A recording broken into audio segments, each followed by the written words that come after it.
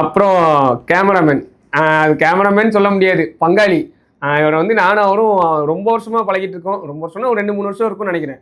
ஆனா அப்போலேருந்தே ஒரு நல்ல ஒரு பாண்டிங்.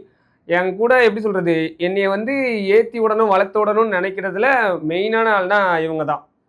இவங்க நினைச்சிருந்தா எனக்கு கிடைக்க வேண்டிய சான்ஸை வேற யாருக்கோ கொடுத்துருக்கலாம். நல்லா நடிக்கிறவங்க நிறைய பேர் இருக்காங்க. அவங்களெல்லாம் வந்து இன்ட்ரோ பண்ணி வச்சிருக்கலாம்.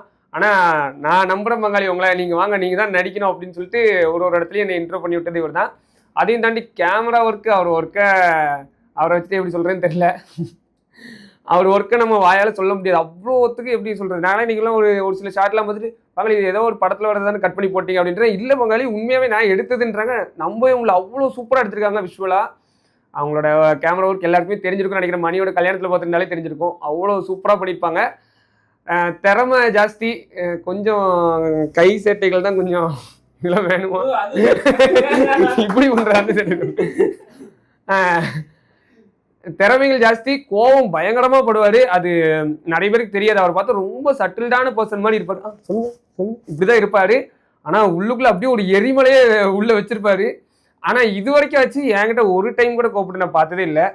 கத்தி பேசுனதோ கோவப்பட்டதோ எதுவுமே கிடையாது. பங்காளி அப்படின்னு கூட கூப்பிட்டது கிடையாது. பங்காளி ஒரு நிமிஷம் இப்படிதான் பேசுவாங்க.